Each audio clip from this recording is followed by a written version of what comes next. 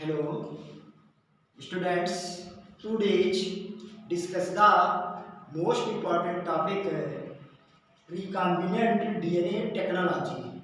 Students, ये topic students 12th class board level and competition level medical level के लिए most important होने वाला है।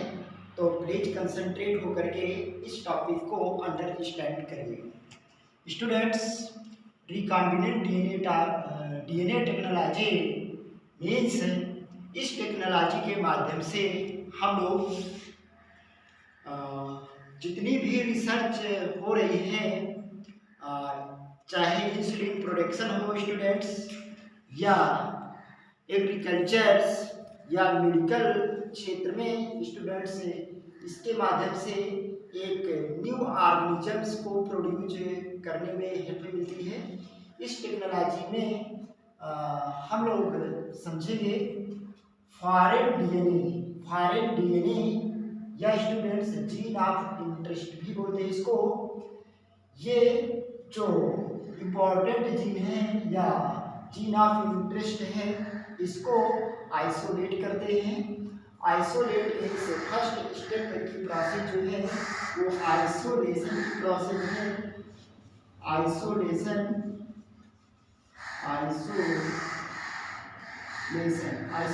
मीन्स सपोज दैट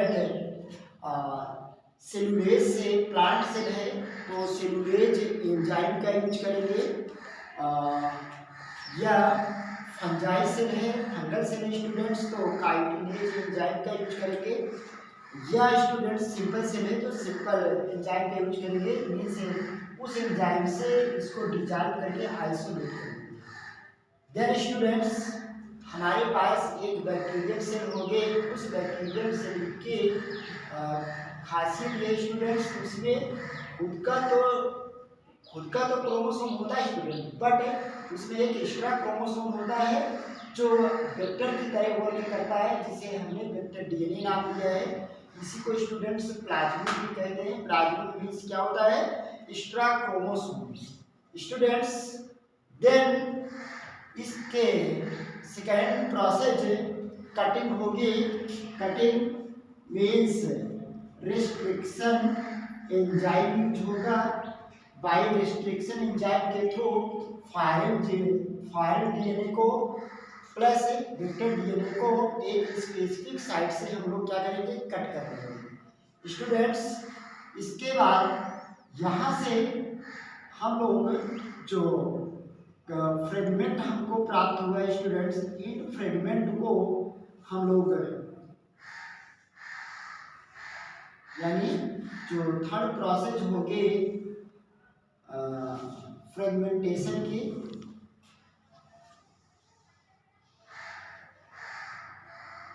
क्या है? Restriction enzyme.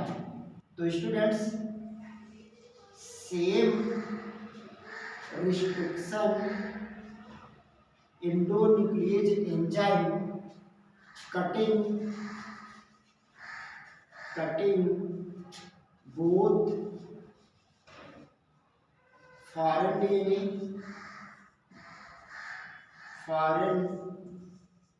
DNA and vector DNA at specific site. Means students, specific site से foreign DNA को plus vector DNA को सेम रिस्ट्रिक्शन एंजाइम के थ्रू कट कर लेंगे।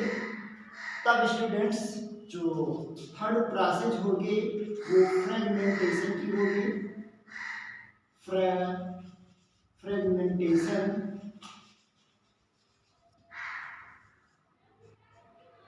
इस फ्रेगमेंटेशन के थ्रू हमको एक स्पेशल टाइप का, यहाँ से हमें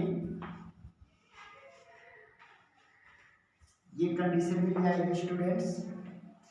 यहाँ से हमको ये प्लाज्मिड से डीएनए है,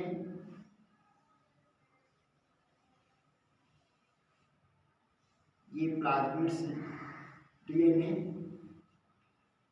तब स्टूडेंट्स जो फोर्थ प्रोसेस होगी वो लाइगेशन की होगी।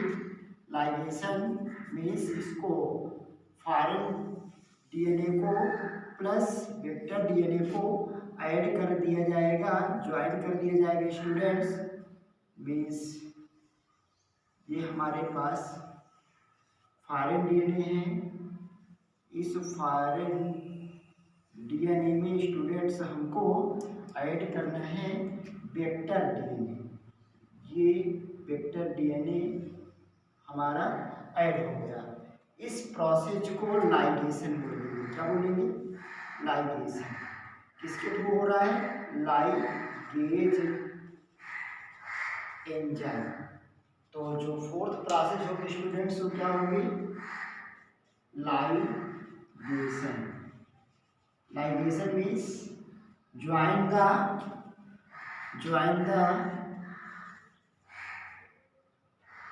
join the foreign DNA, join the foreign DNA to vector DNA। Students जो हमें ये फॉरेन डीएनए लाइगेज के थ्रू प्लाज्मिड से ऐड किया है, इसी प्रोसेस को बोलेंगे recombinant DNA. Recombinant DNA. Student समझिएगा, हमने क्या किया? ये फॉरेन डीएनए को फ्रेगमेंट में डिवाइड किया और ये प्लाज्मिड्स को फ्रेगमेंट में लाइगेज के थ्रू हमने लाइगेज एंजाइम के थ्रू फॉरेन डीएनए को प्लाज्मिड से ऐड कर दिया।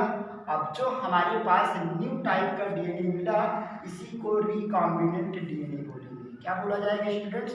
इसी को रिकॉम्बिनेंट डीएनए बोलेंगे। अब इस रिकॉम्बिनेंट डीएनए को हमें एक फ्रेश ई कोलाई बैक्टीरिया में ट्रांसफर कर देना है।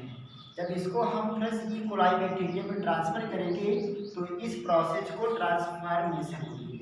हमने क्या किया?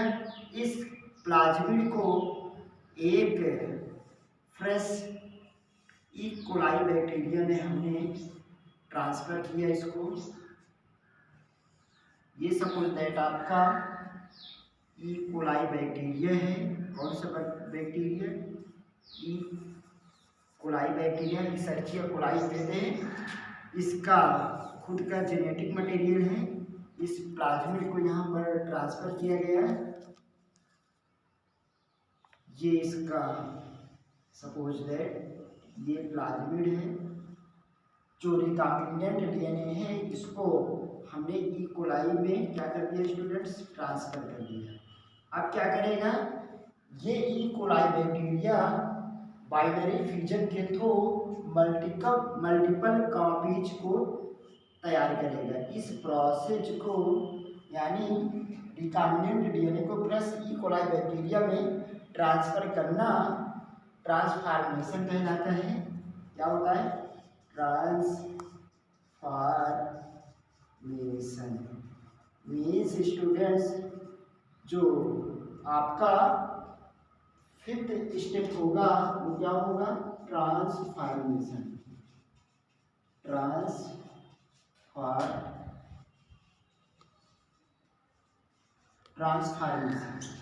स्टूडेंट्स ये ई कोलाई बैक्टीरिया आगे मल्टीपल ये आगे जाकर के स्टूडेंट्स क्या करेगा? इसमें बाइनरी फ्यूजन होगा स्टूडेंट्स। बाइनरी फ्यूजन और बाइनरी फ्यूजन के थ्रू स्टूडेंट्स ये मल्टीपल कॉपीज इसकी तैयार हो जाएगी स्टूडेंट्स। यानी बाइनरी फ्यूजन ये आगे जाकर के पुनः 2 सेल्स में डिवाइड हो जाएगा इस तरह से।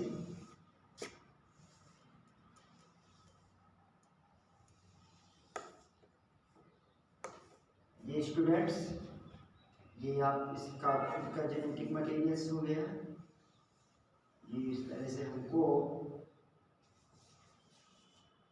इसकी मल्टीपल कॉपीज मिल जाएंगे स्टूडेंट्स। इस तरह से हमें जो जीन ऑफ इंटरेस्ट है उस जीन ऑफ इंटरेस्ट से स्टूडेंट्स हमें मल्टीपल कॉपीज रिसीव हो जाती हैं।